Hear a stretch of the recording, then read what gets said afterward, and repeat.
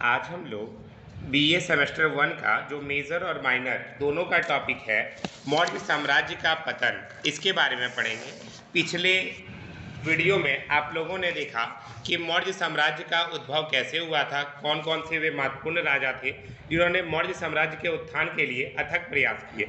आज हम लोग मौर्य साम्राज्य के पतन के बारे में जानेंगे। तो कारण ये था कि जो आप लोग पढ़े थे, अशोक नाम का एक ऐसा राजा था जिसने कलिंग युद्ध पे विजय प्राप्त करने के बाद अपनी आर्मी को डिस्ट्रॉय कर दिया था। जिसके बाद धीरे धीरे जब अशोक की मृत्यु हो गई तो बहुत सारे सामंत मौर्य साम्राज्य को छोड़ करके स्वतंत्र राज्य की स्थापना करने लगे थे।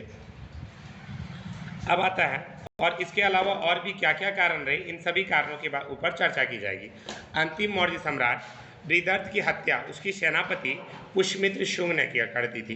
तो ये भी ध्यान रखना है कि मौर्य वंश का अंतिम सम्राट कौन था। तो मौर्य वंश का अंतिम सम्राट बृहदर्थ था, जिसकी हत्या उसके सेनापति पुष्यमित्र शुंग ने कर दी थी और इससे मौर्य साम्राज्य समाप्त हो गया। अब इसके पतन के मुख्य कारण क्या क्या रहे, इन कारकों की भी आज चर्चा की जाएगी। पहला है आपका अयोग्य और निर्बल उत्तराधिकारी। सबसे पहला केस ये था, जो आपका शासन व्यवस्था थी, यहाँ की शासन व्यवस्था धीरे धीरे काफ़ी बुरी होते जा रही थी। अयोग्य और निर्बल उत्तराधिकारी होते चले गए। सबसे पहले उस वक्त जब आपका चंद्रगुप्त मौर्य का शासनकाल रहा या अशोक का शासनकाल रहा तो वह काफ़ी अच्छा था, लेकिन बाद के जो उत्तराधिकारी हुए वे लोग उतने अच्छे नहीं हो पाए, इसलिए कहा गया है अयोग्य और निर्बल उत्तराधिकारी। अगला है आपका प्रशासन का अत्यधिक केंद्रीकरण। मैन पावर किसके हाथ में आ गया था? अशोक के हाथ में आ गया था और उसके बाद के लोग उतना अच्छा नहीं कर पाए, जिसके कारण स्थिति काफ़ी बुरी हो गई थी।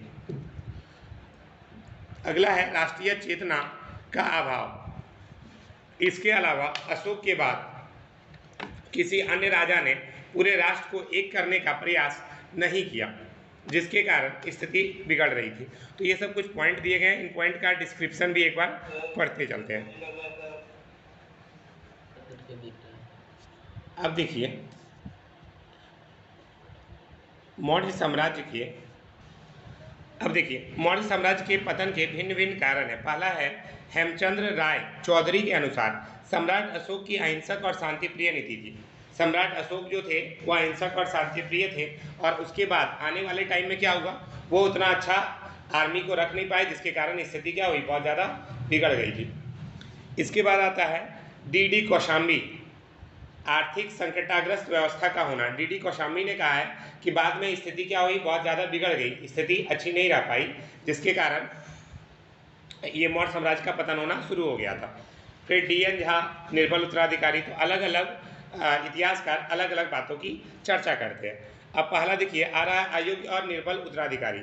अशोक ने पहले ही क्या किया था, अपने भाइयों को मार दिया था, इसलिए उसे ऐसे लोगों को अपने राज्यों का सामंत बनाना पड़ा जो मौर्यवंशी नहीं थे। तो इसी कारण से क्या हुआ, जैसे ही अशोक की मृत्यु हुई वे लोग भी क्या हो गए, स्वतंत्र हो गए। तो पहला ये हो गया अयोग्य और निर्बल उत्तराधिकारी। राज तरंगिणी को किसने लिखा है, कोई बता सकते हैं? कलहन ने राज तरंगिणी लिखी थी। तो राज तरंगिणी से ज्ञात होता है कि कश्मीर में जालुक ने स्वतंत्र राज्य स्थापित कर लिया था। तो ये भी एक रीजन रहा कि भाई अधिकतर राजा लोग क्या करने लगे, अशोक की मृत्यु के बाद अपने आप को स्वतंत्र राजा घोषित करना शुरू कर दिए थे। देखिए फिर आता है शासन का अति केंद्रीकरण। मौर्य साम्राज्य में सभी महत्वपूर्ण कार्य राजा के नियंत्रण में होते थे। अब भाई सारा काम राजा ही करेगा तो उसका उत्तराधिकारी लोग अच्छे नहीं हो पाए। जब उसके उत्तराधिकारी अच्छे नहीं हो पाए तो केंद्रीय नियंत्रण खत्म हो गया, जिसके कारण यह व्यवस्था चरमरा गई।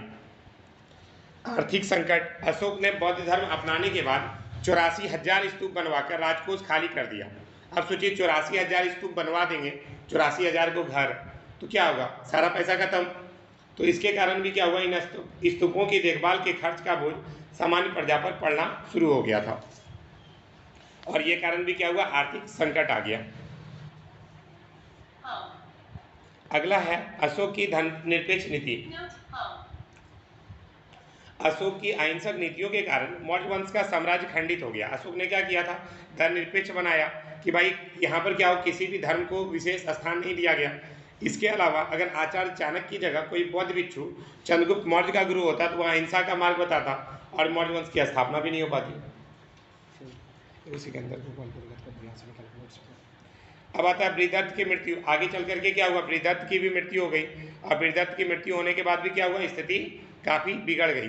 कारण क्या हुआ, मौर्य साम्राज्य का जो मेन राजा था बृहदत्त, जो अंतिम सम्राट था, उसकी हत्या किसने कर दी, पुष्यमित्र शुंग ने।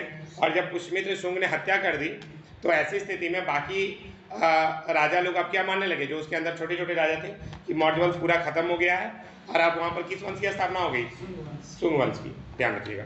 तो इस प्रकार मौर्य साम्राज्य का पतन हो गया। और ये छोटा सा टॉपिक आपका कंप्लीट हो जाता है। अब हम लोग आज इंपॉर्टेंट क्वेश्चन पे चलेंगे, जितना भी सारा सब्जेक्ट का इंपॉर्टेंट क्वेश्चन है। तो चलिए आते हैं उसके ऊपर।